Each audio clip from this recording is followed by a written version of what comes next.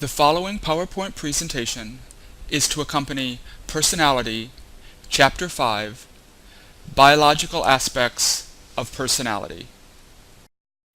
First off, some terms. Natural selection, the process by which certain adaptive characteristics emerge over generations. Evolutionary personality theory, an area of study applying biological evolutionary theory to human personality. Behavioral genomics, the study of how genes affect behavior. More traditionally, the field called behavioral genetics has endeavored to understand how individual differences in biology affect behavior, using such things as twin studies and looking at correlates of a specific gene. Now, however, with behavioral genomics, we begin to examine the complex matter of how our genes, evoked from variation and natural selection, function together with each other and the environment to influence behavior. This examination reveals fascinating insights into what it means to be a person. However, it also raises many important ethical issues. Temperament effects on personality. Pavlov believed that the organism must have the correct sensitivity to detect food and danger, but an overreaction to stimuli would leave the organism overwhelmed or unable to discriminate appropriately. We need to respond when danger is near, but not to respond as if everything was a danger. Our temperament is a stable individual difference in emotional reactivity. Longitudinal developmental studies, begun in the 1920s, suggest that at least some of this reactivity remains stable over time as children mature. On the physiological level, people exhibit different nervous system responses to unpleasant stimuli, and these individual response patterns likewise remain stable over time. Although there are differing accounts and models of temperament, most agree on the following four aspects of temperament. Activity. Some children are almost always in vigorous motion, while others are more passive. Emotionality. Some children are easily aroused to anger or fear or other emotions, whereas other children are calmer. Sociability. Sociable children approach and enjoy others. And aggression or impulsivity. The extent to which children are aggressive and cold rather than conscientious and friendly. Next, we will discuss Eysenck's model of nervous system temperament. Interesting research on the effects of biological temperament on personality was inspired by the work of the late British psychologist Hans Eysenck, particularly in the area of introversion and extroversion. Although notions of introversion and extroversion appear in many personality theories, Eysenck ties the dimension directly to the central nervous system. The basic idea is that extroverts have a relatively low level of brain arousal, and so they seek stimulation. They want to get things juiced up. Introverts, on the other hand, are thought to have a higher level of central nervous system arousal, and so they tend to shy away from stimulating social environments. There are many problems in trying to test a nervous system-based theory of temperament, which Eysenck himself acknowledged. There is, however, assorted evidence that extroverts do indeed differ physiologically from introverts, though not in any simple ways. An extension of the physiological brain-based model of personality incorporate findings from modern neuroscience, which come from Geoffrey Gray and his London colleagues. This approach postulates two relevant biological systems. First off, the behavioral inhibition system. This system provides the orienting response to novel situations and also responds to things that are punishing. If this system is sensitive, then you are prone to anxiety, always alert, and worrying that something bad will happen. The behavioral activation or approach system regulates our responses to rewards. It is how we learn to enjoy rewarding activities like good food and friends.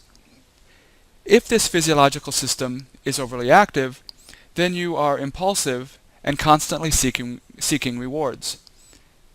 There is evidence that persons with an active behavioral approach system are more prone to drug addiction and overeating.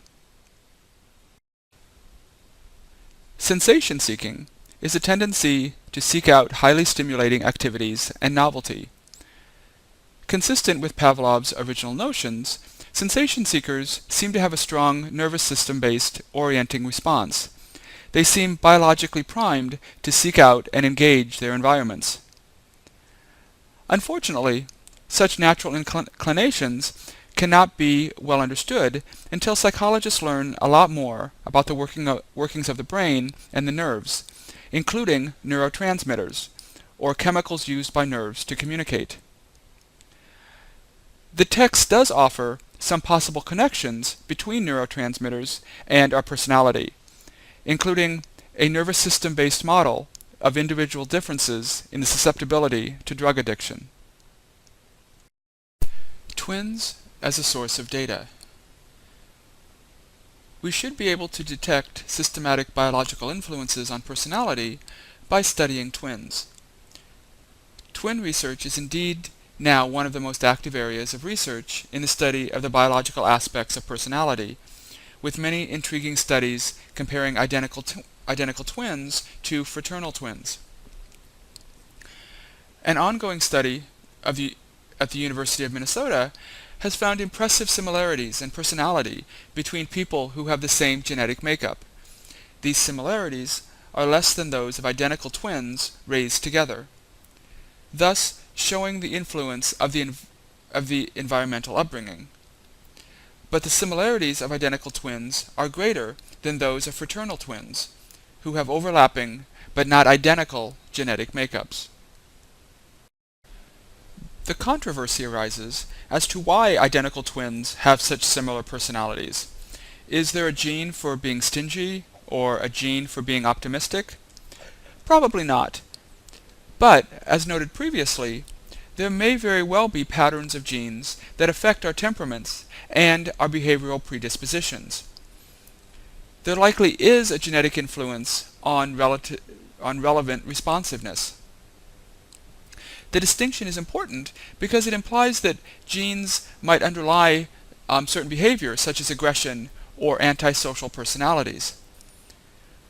When faced with an environmental challenge, these individuals are primed to go off, to overreact because their nervous systems are not being properly regulated.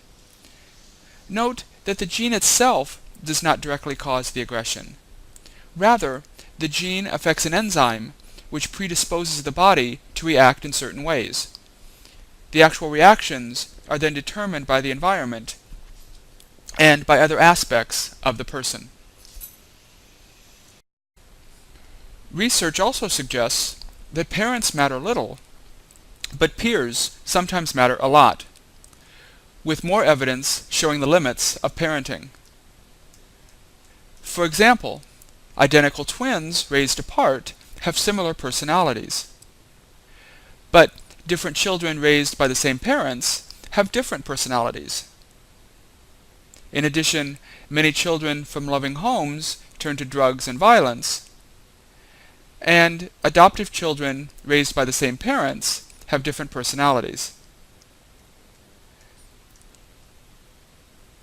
This may be because of non-shared environmental variance, which suggests that features of the environment that children are raised in the same home experience differently. Biological predispositions interact with the eliciting circumstances of the environment and the influence of the environments we seek out. Approximately 40 to 50% of the variance in personality characteristics is genetically influenced. but biology, socialization, and environment all are important to personality and behavior. Genes set us on a path, but the ultimate direction we take are then heavily influenced by the people and circumstances we encounter. Further, there is substantial flexibility in the central nervous system, allowing for changes in brain development to occur as a result of environmental or nurture experiences. Sexual identity and homosexuality. People who are sexually attracted to members of their own sex have existed throughout history and in all societies around the world. Many gay men and lesbians report being attracted to members of their own gender even before having any sexual experiences. Many face societal persecution or discrimination. There is little reason to think that gay people actively choose to have these feelings and attractions. Because of the great societal stigma attached to homosexuality, research on homosexuality is sparse, contradictory, and uninformative. Some research suggests that a homosexual predisposition is at least partly, but only partly, genetically determined. Homosexuality tends to run in families, and monozygotic twins are more likely than dizygotic twins to have the same sexual preference.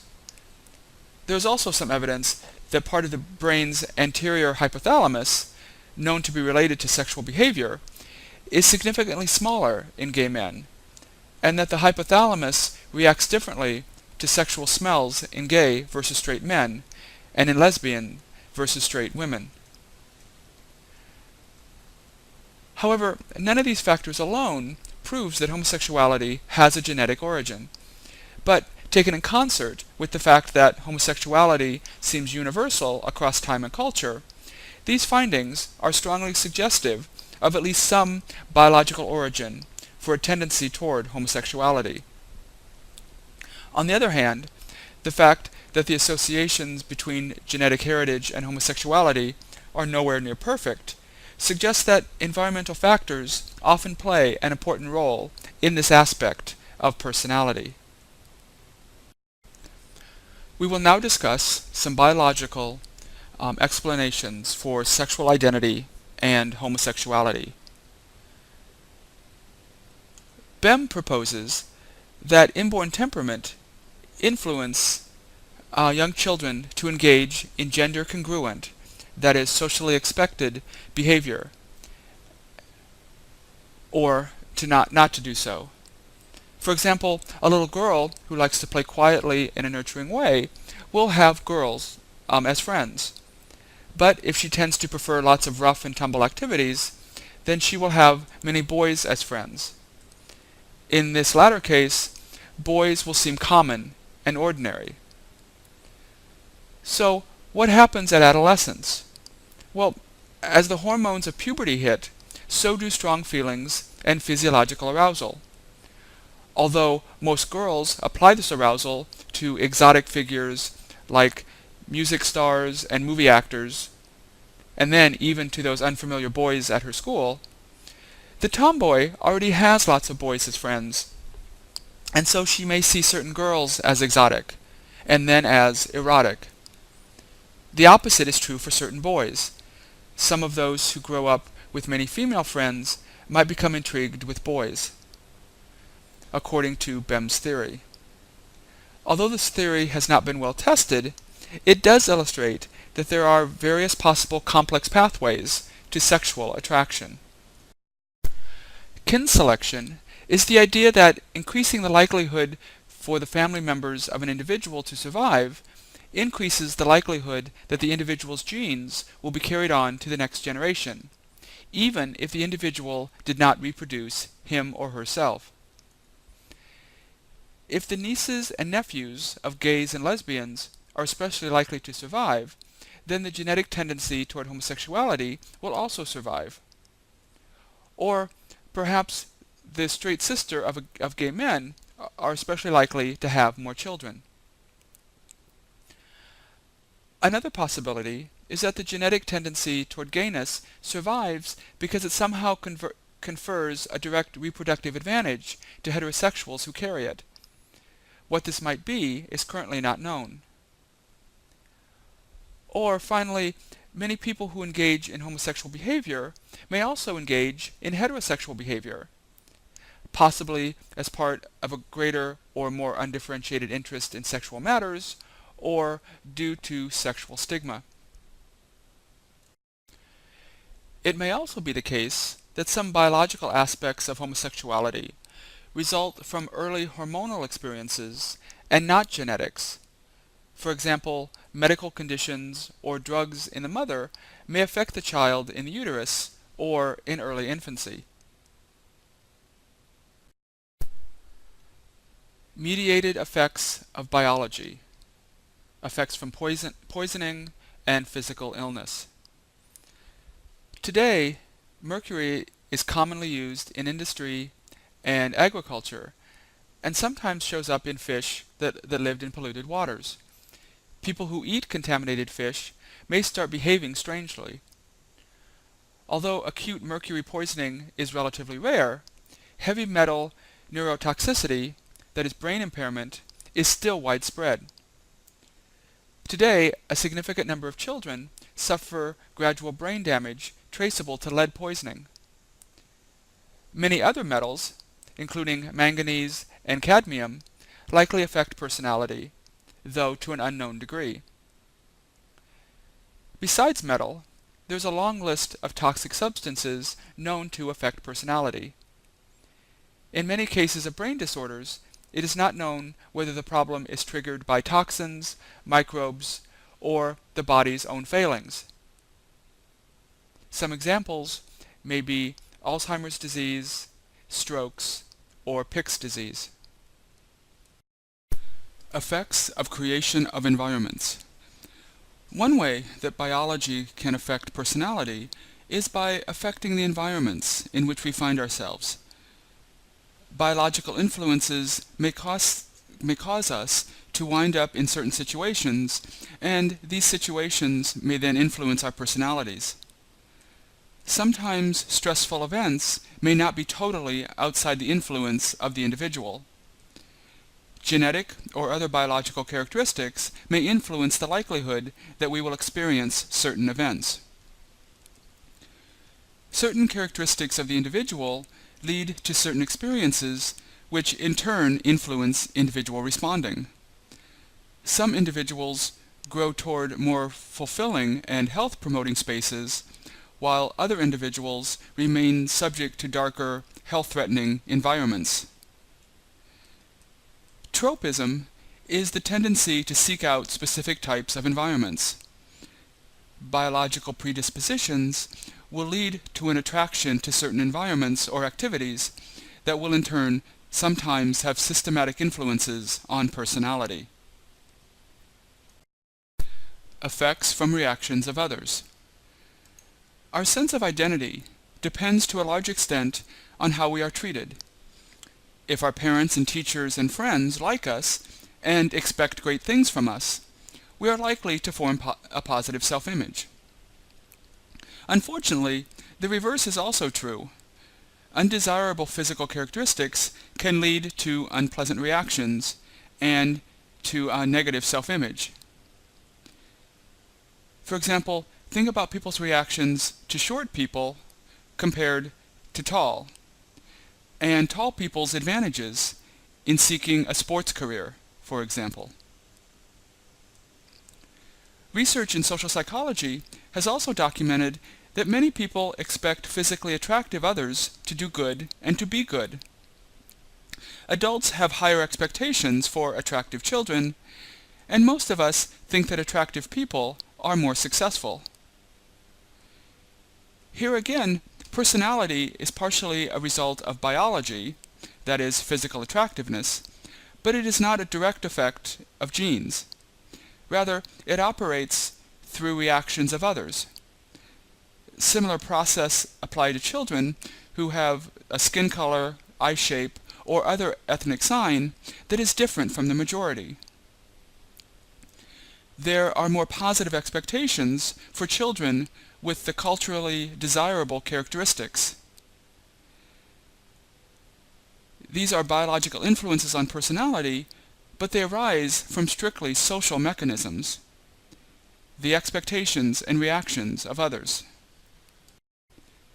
This phenomenon can unfortunately be seen in the way that the concept of survival of the fittest has been applied to society and culture. The idea of survival of the fittest is the concept that species evolve because those individuals who cannot compete well in the environments in which they live tend to be less successful in growing up and producing offspring. Now, individuals vary in their capacities for a variety of tendencies, and which ones will be realized depends on the multiplicity of interacting forces. However, many times in the 20th century, people made the mistake of thinking not only that the fittest individual is the one who can outproduce all others, but they assumed wrongly that the fittest culture is the one that can conquer all others. This unfortunate expression, survival of the fittest, has sometimes been changed from a biological principle to a moral imperative and interpreted to mean that weak creatures and cultures should not survive. What evolutionary theory did was to provide a pseudo-scientific justification for the oppression that was occurring. At the end of the 19th century, many leaders, including many intellectuals and scientists, were quick to adopt views of genetic inferiority for those thought inherently inferior. Social Darwinism is the idea that societies and cultures naturally compete for survival of the fittest. Applying evolutionary theory in a crude way to societies, Social Darwinism argued that not only individuals, but societies and cultures naturally competed in a survival of the fittest. Biologists are hard at work on the Human Genome Project, an effort to identify each of the thousands of genes in the chromosomes. Now, the immediate goal is to develop treatments for inherited diseases such as muscular dystrophy. However, a subtle kind of genetic racism sometimes creeps into the thinking of researchers in this area. The argument goes as follows: modern medicine is keeping alive people who otherwise would have died.